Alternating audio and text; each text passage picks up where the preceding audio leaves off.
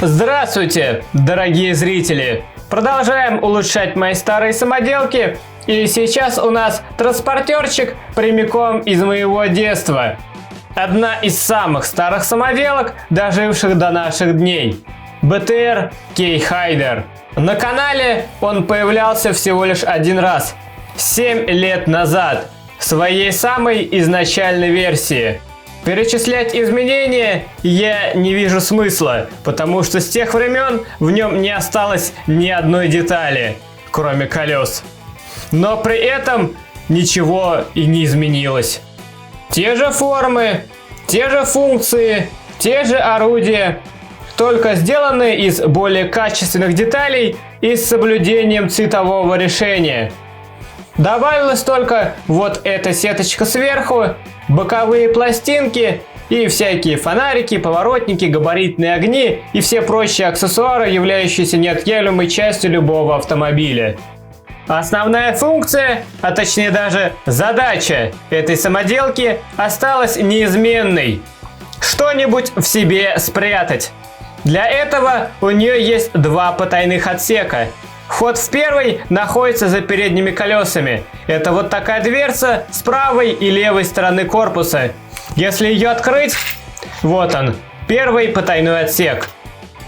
Добраться до второго уже будет намного посложнее. Для этого нужно снять крышу, оторвать вот это желтенькое кресло, оторвать минифигурку так, чтобы ноги остались в глубине, отделить вот эту вот пластинку и, используя ноги минифигурки как ручку, отделить еще одну пластинку. И только после этого вы доберетесь до люка, который является входом во второй потайной отсек. Собственно, а почему в каждом потайном отсеке лежат ключи? И сама БТРка называется Кейхайдер, что переводится на русский язык как прятатель или скрыватель ключей. На этом моменте мне бы хотелось рассказать историю создания данного чуда. Если вам по какой-то причине это будет неинтересно, тайм-коды в описании. Так вот, во времена столь давние, в какие у меня еще даже не было канала на ютубе, я очень много играл в телефон и ноутбук, от чего родители запирали их сначала в комоде, а потом в бабушкиной комнате. Замки периодически меняли, ибо ключи от них терялись, не без моей помощи. Вдобавок, других лишних ключей в доме было полным-полно, и к парочке замков даже удалось подобрать подходящие из неродных. Естественно, эту коллекцию отмычек надо было где-то прятать. И самым укромным местом мне виделась самоделка из конструктора. И я был прав. Для родителей стало большой неожиданностью, что где-то там, в чем-то этом, у меня что-то прячется, когда я им это сказал сам. Сейчас же ключи в этой БТР лежат просто потому, что все равно ни к чему не подходят. Выбросить их жалко, в ней они не теряются, все знают, где они лежат, и при этом они никому не мешаются. Запирать от меня гаджеты для родителей потеряло всякий смысл, ибо однажды я понял, что, играя в игру, ты делаешь несуществующие вещи.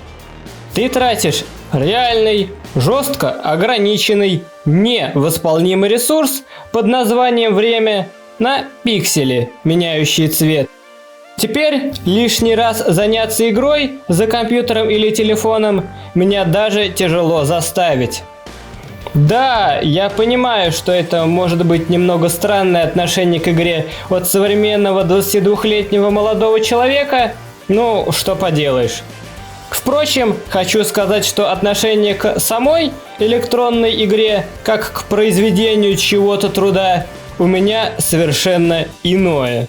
Разрабатывать игры я как раз таки, в принципе, не против. Примерно понимаю, что такое хорошая игра, и согласен с тем, что даже есть такие игры, что заслуживают звания искусства. Просто в какой-то момент сам игровой процесс перестал приносить мне удовольствие. И это не игровое выгорание, ибо если я подключаю прагматичную цель, начиная просмотром сюжета, режиссерских и дизайнерских решений и заканчивая банальным пережиданием определенного отрезка времени по какой-либо причине, то ощущение бестолку потерянного времени перестает меня гложить. И в редких случаях я даже могу увлечься. И такая история у меня абсолютно со всеми играми. Даже с теми, которые мне нравились в детстве или понравились недавно. Что ж, а на такой ноте давайте приступим к сборке.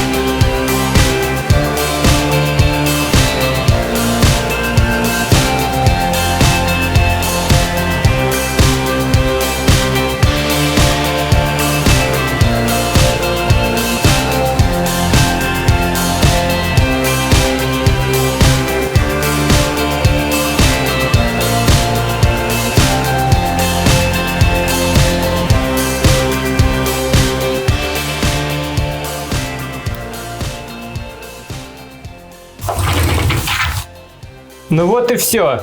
Мы собрали. Да уж, и, конечно, чувствуется, что собирать модель, детали для которой ты подбираешь сам, так еще и до кучи иметь возможность продумать съемку сборки еще на этапе разработки, это просто небо и земля по сравнению со сборкой наборов. Особенно вспоминается 16А из предыдущего видео. Что ж, PDF-инструкция и IO-файл для просмотра и редактирования электронной версии данной модели в программе Studio 2.0 по классике будут в описании. Что же касается Bricklink, то здесь мне бы хотелось извиниться за свою предыдущую самоделку – ракетный катер Toxoid. Дело в том, что я не выложил его вовремя, ибо слишком увлекся стремлением выпускать видео раз в 3 недели. Настолько, что забил или забыл на вообще все остальное на свете. Но не было бы хорошо, да беда помогла. Я нашел такие лазейки и возможности, позволяющие мне делать ссылки на свой канал на YouTube, на конкретные свои видео и, полагаю, даже на PDF-инструкции и IO-файлы, если модель вдруг словила IP-инфрингмент. Так что теперь имеет смысл выкладывать на Bricklink любую свою самоделку, даже ту, которая и не очень-то самоделка, например, огненный робот Кая МК-5. И совершенно не париться, посчитают ли меня там плагиатчиком или нет. И да, я не все самоделки могу выкладывать на канал, потому что некоторые, например, слишком маленькие, некоторые в жизни выглядят плохо, а некоторые вообще в жизни не существуют, только в программе. А вот на Bricklink они уже есть. Или скоро появятся. Так что заходите, смотрите, все ссылки в описании. А на этом, пожалуй, все. Ставьте лайки, оставляйте комментарии, подписывайтесь на канал и спасибо за просмотр.